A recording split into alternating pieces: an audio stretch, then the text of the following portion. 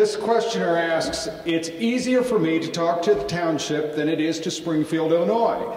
If you remove small government like townships, how will the little guy fight for his rights? Think about it, folks.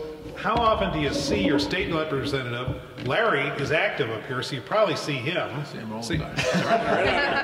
You know, Liz Gorman's my commissioner. She's a great lady. I see her maybe once every other year because it's just these territories and these districts are set up. They're so large. As I said, Larry does a good job for you. Well, now, Sam, before you jump in on that, Emily, this argument is made, and it is a fair argument, that this is the most local kind of government you can have. Yep, and where it works for people, then they should make it keep working for them. And where it doesn't work for them, they should have the ability in the state law to be able to get rid of it. That's all this is about. Sam. Well, I was going to make that point, but I think the other point I was going to make too is that if you decide to consolidate a portion of your township, that doesn't mean all of a sudden your state legislator becomes responsible for those services.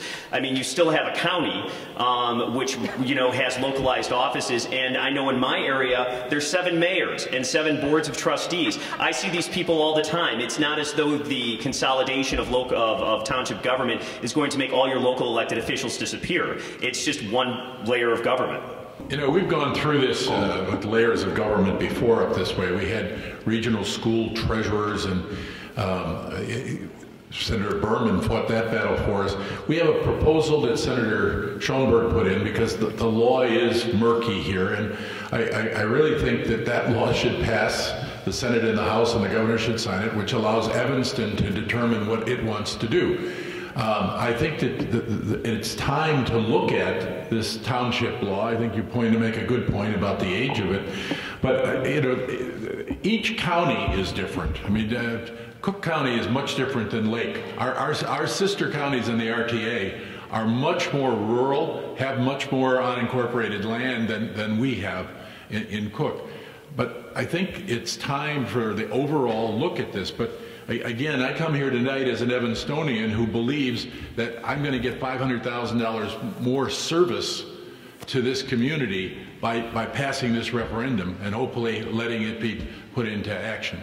The idea that sometimes township governments exist for political reasons, to take care of people's friends and neighbors, or for people to have positions.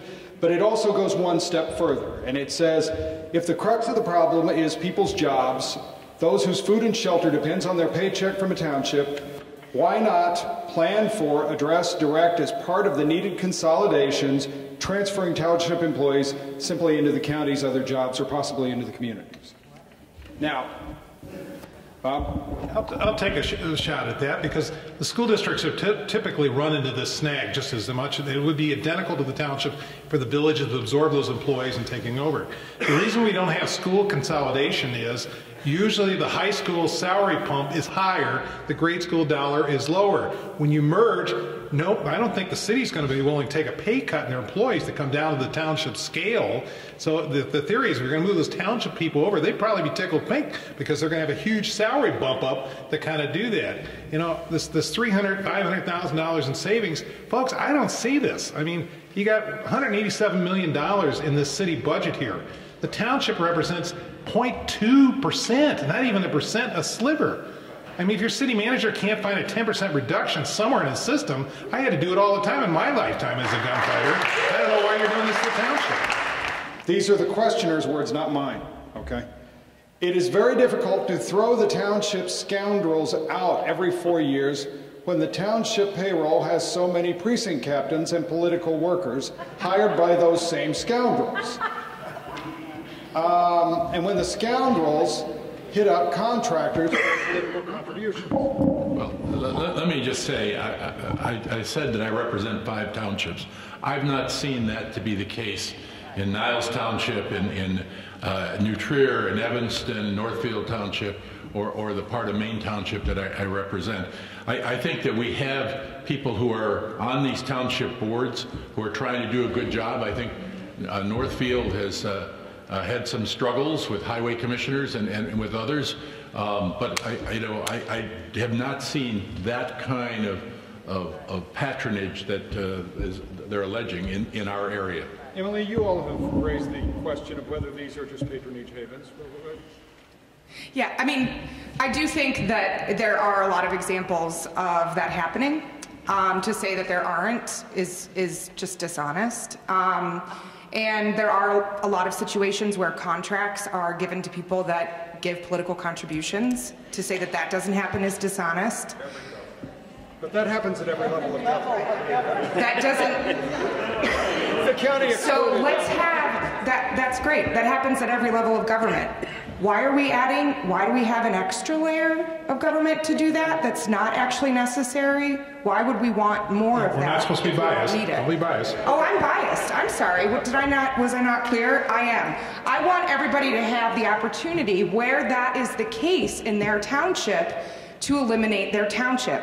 It sounds like that's not the experience of Commissioner Suffredin, and it sounds like that's not the experience of Bob, and that's good.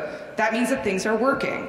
But that is the experience of a lot of people in townships that I have talked to and that our investigators have talked to, and those people deserve the ability to get rid of that township government. People still don't understand the right of citizens to determine the future of their townships and how that differs from what Evanston is trying to do. Could somebody...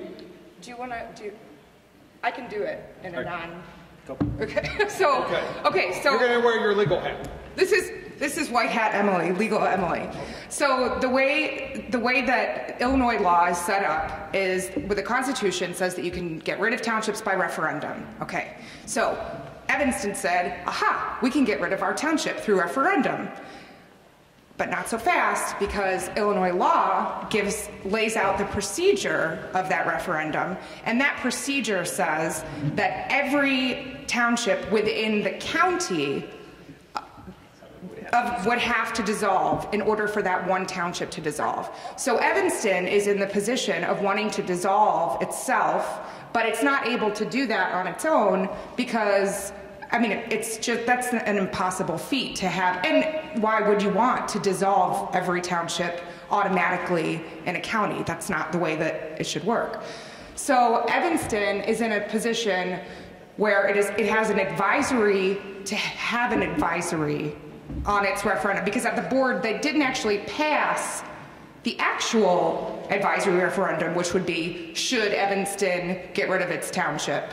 What is actually on the ballot is I went ahead and got from the Cook County Clerk's office a copy of what that ballot is going to look like. It's available on the table outside if you want to grab it so that you'll actually know what's going to be on the ballot. But all the question is should the Evanston Township Board continue to pursue the issue of dissolving Evanston Township? So if this passes, it doesn't actually do anything at all.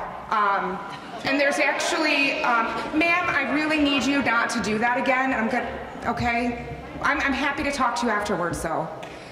So what is possible, though, in Evanston is that they are meeting again on the 22nd to talk about this again. So this is going to be an ongoing issue, and I encourage you to continue to watch the papers to find out what's actually going to happen on Election Day. Well, and in fact, Bob, Lou Viverito out in Stickney, who is probably the greatest proponent of township government I've ever spoken to, is also the greatest proponent of referendum. He wants to hold a referendum on almost anything, and he says, have at it. If they want to vote us out of existence, I'll put it on the ballot and I'll back it. Why not let citizens make this decision and make it simple? Well, I think the change in law came about just in the last few years. Maybe we could ask our legislators in the room, but there obviously was wisdom why they did that for the downstate and in fact Cook County, all that, the way they did change the procedures. I mean, how many of us would like to get rid of our school district and go join another one? I mean, that's why I'm sure safety nets were built into the laws. Quite candidly, I'm still an opponent. You got a problem with any form of government, you got a process every 4 years to chase them out. I mean, I'm sorry, if the highway commissioner's not performing, he doesn't agree to the intergovernment agreement that Sam wants, throw his butt out the next election, work your socks off, knock them out, and get your agreement done then. We have several townships in this room which do have intergovernment agreements with other townships. I think Wheeling has a chunk of their roads taken care of over by Northfield Township because it's more cost effective than hiring general contractors, and the city doesn't want to mess with it. on that. So I'm not caught up in the specifics, but if you got to make change, there's a legal process to do that right now. That's just the reality. Evanston's got a little different twist here with this only being of the 10 like it in the city, but again, it's the city council controls the whole thing. They sit on both boards. They can kind of rule the roost. They want to decrease the budget right now. Next levy, just take $500,000 off.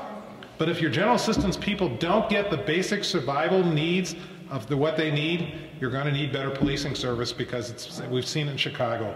If they can't get basic services, they're going to get it somewhere else, and it's going to be somebody's screen door. We only have about 5 minutes left of our allotted time, and I really think the appropriate thing to do right now would just be to go down the line and give everybody a chance to, don't take the entire 5 minutes. So let's see. How's my math? How do you divide 5 by 4? Everybody gets a little over a minute. Sam, we're going to start with you. I'm sorry, what would you like us to speak to? Just sum up your thoughts on this and what you'd like everyone to take away. Okay, I think when we look at consolidation of township government into other entities, we're not talking about the elimination of services. The services will continue, just being provided by another entity. I think that every township is unique and different, and we need to provide the residents with an opportunity on a township by township basis to determine their own fate and their own outcome. I think we should not be having organizations such as the Township Officials of Illinois who try and stifle any type of reform, moderate or otherwise, because that ultimately hurts the people that are supposed to be served by township officials. So I think that we need to continue this dialogue. I wish Evanston the best in moving forward, and the people of Evanston the best, and I certainly will be closely watching and seeing the outcome. Okay. Thank you very much. Don't go away, because we're going to have some final thoughts from Mr. Shaw here in a minute, but Emily? The thing that I think is really important is that you all came tonight. I think it's wonderful. I love when people disagree with me, almost as much as I love when people agree with me.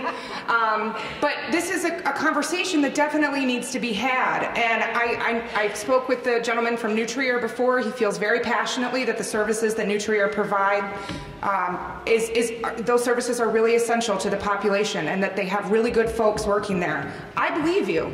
I do. I also believe that there are townships where that's not true.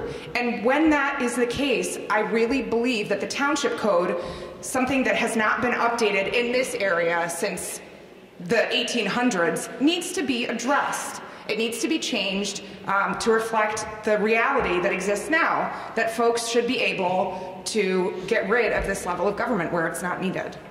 Bob? I'll be real brief. If you're dealing with a township issue, look at the agenda behind the issue, not the issue. In 40 years I've been in this business, there's usually an agenda that's kind of driving an issue.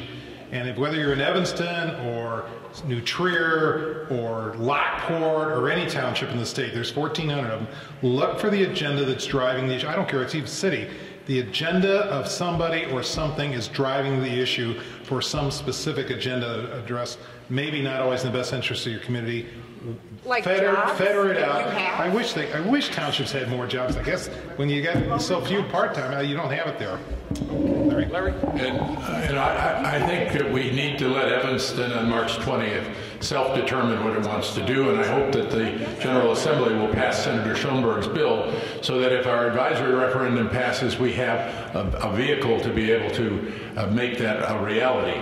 And again, I think each of these are local elections, and democracy is best suited to referendums in this kind of a question.